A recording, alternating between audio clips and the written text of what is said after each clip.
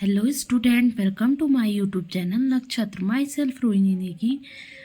तो हम पढ़ रहे थे अंडरस्टैंडिंग क्वाड्रिलेटरल चैप्टर 3। आज हम डिस्कस करेंगे एक्सरसाइज 3.4 का question number 1। State whether true और फॉल्स। कुछ स्टेटमेंट आपको नीचे दिए हैं, उनमें आपको बताना है ये ट्रू है और या फॉल्स। ठीक है। फर्स्ट है इसमें कि ऑल रेक्टेंगल आर स्क्वायर। क्या सारे रेक्टेंगल हमारे स्क्वायर हैं? तो आपने पढ़ा है कि जो रेक्टेंगल होते हैं उनकी अपोजिट साइड क्या होती है? इक्वल होती है। वहीं जो स्क्वायर है उसकी अपोजिट साइडें क्या होती है? वो भी इक्वल होती है, लेकिन उसकी चारों साइडें हमारी इक्वल होती हैं। ठीक है ना।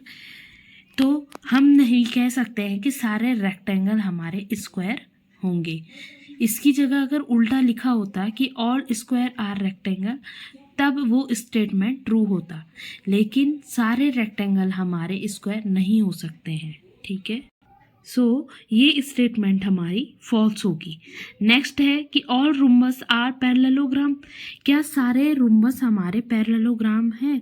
तो yes, all the rhombus are parallelogram, क्योंकि जितने भी रूम्बस होंगे वो हमारे पैरेललोग्राम के अंदर आएंगे, क्योंकि रूम्बस की अपोजिट साइडें इक्वल होती है और पैरेललोग्राम में भी अपोजिट साइड इक्वल और पैरेलल होती है। ठीक है।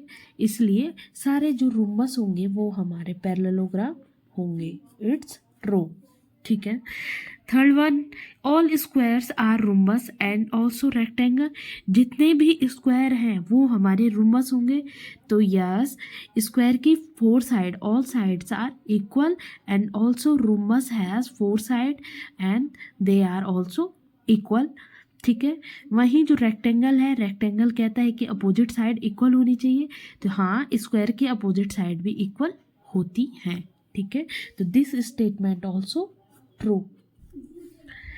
नेक्स्ट है all square are not parallelogram. कि जितने भी स्क्वायर हैं वो हमारे पैरेललोग्राम नहीं है। ठीक है ना। तो हमें पता है स्क्वायर की जो चारों साइड हैं वो इक्वल होती हैं। ठीक है। या अपोजिट साइड हमारी इक्वल होती है और साथ में क्या होती हैं? पैरेलल भी होती हैं। वहीं जो पैरेललोग्राम है उसकी भी opposite sides equal and parallel होती हैं। इट मीन्स कि दिस स्टेटमेंट इज फॉल्स। ठीक है ना। हमारे सारे स्क्वायर कंटेन करते हैं पैरेललोग्राम को। This statement is false. Next है ऑल काइट आर रूम्बस। सारी काइट हमारी रूम्बस है।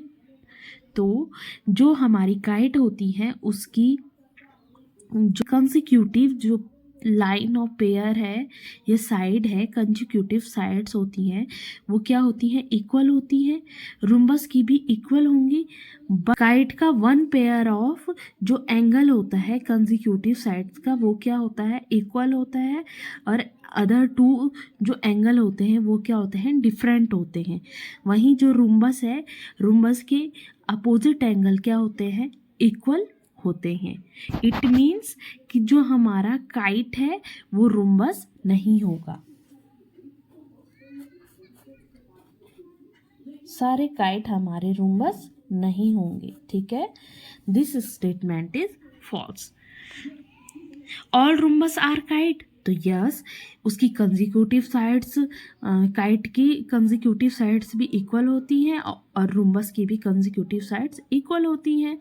ठीक है। काइट की एक और प्रॉपर्टी है अभी बताई कि इसकी कंसेक्यूटिव साइड के जो अपोजिट एंगल होंगे, वन पेयर ऑफ एंगल, ठीक है, वो इक्वल होंगे एंड अदर टू डिफरेंट होंगे। वहीं रूम्बस की भी अपोजिट एंगल क्या होते हैं? इक्वल होते हैं। सो this statement is true. Next है हमारे पास कि ऑल पैरेललोग्राम आर ट्रेपेजियम।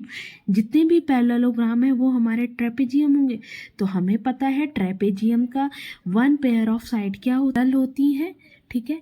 वहीं जो पैरेललोग्राम है उसकी भी अपोजिट साइड क्या होती है? पैरेलल होती हैं। सो दिस स्टेटमेंट इज ट्रू। ठीक है। नेक्स्ट है ऑल स्क्वायर्स आर ट्रेपेजियम। जितने भी स्क्वायर हैं वो हमारे ट्रेपेजियम्स होंगे।